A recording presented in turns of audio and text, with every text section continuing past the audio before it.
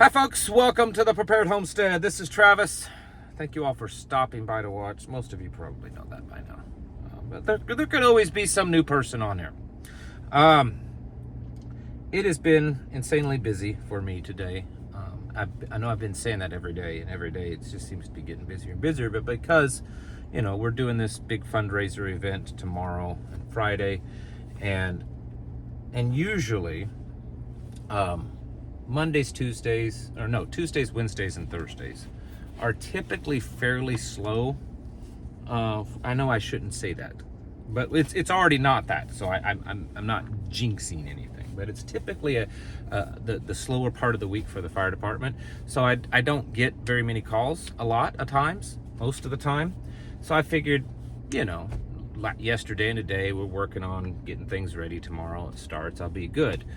Well, of course, the norm has not been this week. It's just been craziness. And then obviously all the busyness going on, trying to coordinate volunteers and bouncing back and forth and getting things. And I'm sure that most of you probably couldn't care less about what I'm talking about. But some of you do like for me to just share a little bit of my day. And so my day has been insanely crazy.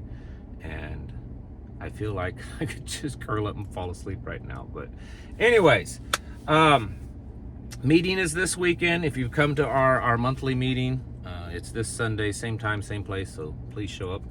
Should be a good one. I've been in communication with the people that are speaking, and I think it's going to be a really exciting meeting. So most of all of you, I think, will really enjoy it. So come on out with us.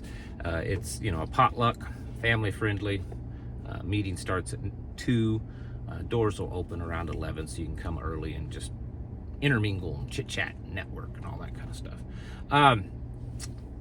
It looks like, and then there's rumors, but there's always rumors on the internets, the interwebs, or whatever you want to call it. But in the last few hours, apparently Israel has really stepped up their attacks on Hezbollah in Lebanon. In fact, there's reports that it's just almost been a non-stop, constant, aircraft flying in and dropping bombs and stuff like that, and drones and everything. So there are people online, and there's always these people, but that are saying that it could be the start of a new escalation. It could be the start of, if you remember, Israel says that they would preemptively strike, Lebanon or Israel or Iran if they thought that they were about to be attacked. So it's possible that that's the case, or maybe they just decided today to increase their attacks for a while.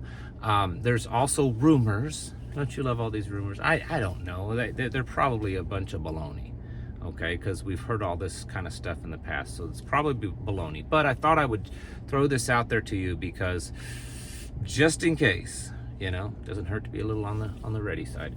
Anyways, there's other rumors that the reason why Anthony Blinken upped and left the ceasefire talks with Israel and Gaza is because the United States has gotten word that they're 24 to 48 hours away from being attacked by Iran. Now, of course, we've been hearing this for weeks now. And Iran says that they're still going to do the deed, but it'll be on their time, and it'll be a surprise. So, and it'll be something that the world has never seen. It's nothing like they've ever done in the past, kind of thing. So, I don't know. It's possible. Ukraine attacked Moscow again, apparently with some drones. There's been more and more talk of nuclear weapon use, whether it be a dirty bomb or a small tactical nuke. And I think probably the conversation is split between whether Ukraine will use it on Russia or Russia will use it on Ukraine, or will Russia use it on Ukraine troops inside Russia to stop this. I don't know. Or, is there going to be neither of them, and it's going to be some third-party alphabet agency setting off some kind of false flag to get things even more ramped up? It's always likely, possible, it's on the table. So, those kind of things are heating up. There was the first case since 2022 of a monkeypox case here in the United States. I believe it was up in Michigan today. No word on if it's the new strain or the old strain, but there has been a lot of talk in the news. There's been a lot of stuff in the news in the last 24, 48 hours. Seems to be increasing of, different nations working on monkeypox stockpile vaccines and how many cases. Everybody's got cases going on, more and more and more cases, all this kind of stuff. So I still don't believe that this is the pandemic, or this is going to be the thing that locks everything down and shuts it away, but it's always possible. But those are probably the three big things that I've noticed. But again, I've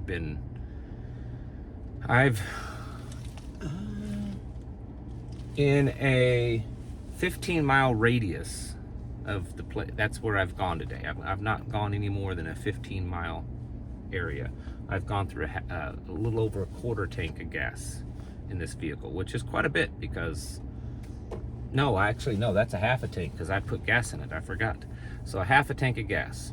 So I've been doing a lot of running and just a lot of stuff. So I just haven't had the time to focus on that. And I know that some of you that irritates you. It's like, well, why do you make a video? Well, I did give you some information. And the other thing that I really want to hit home, and this is probably going to irritate even more, and there's a part of me that enjoys that it irritates some of you, is that the reason why I'm busy, the reason why our group is busy, is because we're giving back to our community. For those of you that are part of any kind of mutual assistance group, prepper group, homeschool group, homestead group, gardening group, anything like that, anything that kind of fits within that kind of realm of whatever types of organizations and groups and peoples, I really want to encourage you to not just be working on your own group, your own preparedness, your own priorities and stuff as a group. You should be giving back to your community. That's something that's number one. It's going to show the community that you guys care.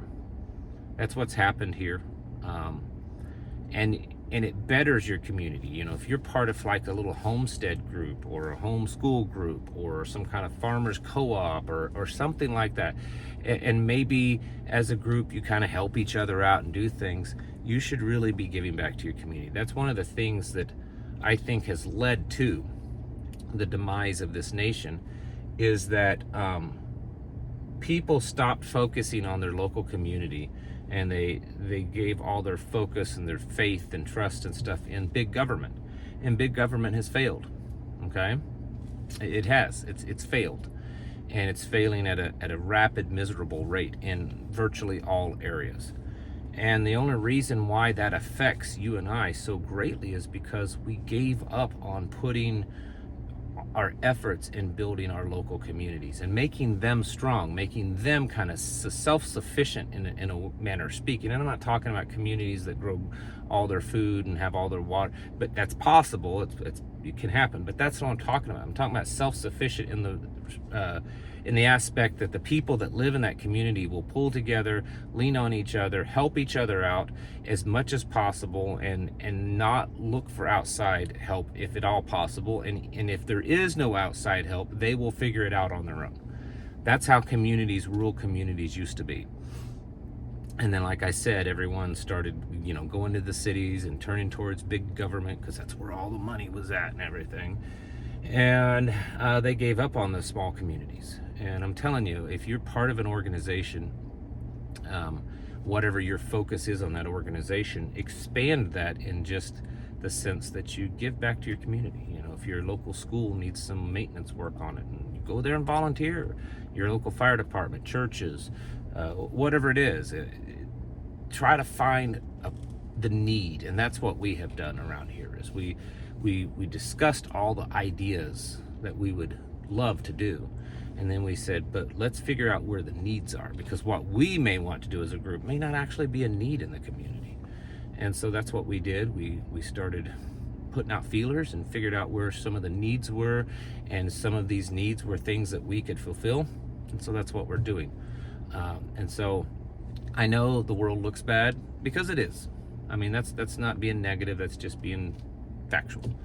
The world's falling apart. It's in a bad way. But we can make differences in our local community. You may not be able to make any changes whatsoever in Washington, D.C., or even in your state capital, but you can affect serious change right around you. especially if there's a small group of you. You know, what we're doing here has really caused a lot of change in our area, and it's been done predominantly, at least started by just a small group of people. And so that's a way that you can change things. And so I want to encourage you to be doing that, not just focused on your own preps or your own needs, your own group. You know, if you have some kind of prepper, homestead, whatever type of group, be looking to what you can do to better the community around you, your neighbors, you know, different groups and stuff, working with them, because that's going to make a big difference when all things start really falling apart. Folks, it's time to get your houses in order and to prepare yourselves mentally, physically, and spiritually. Thanks for watching, and I'll catch you in the next video.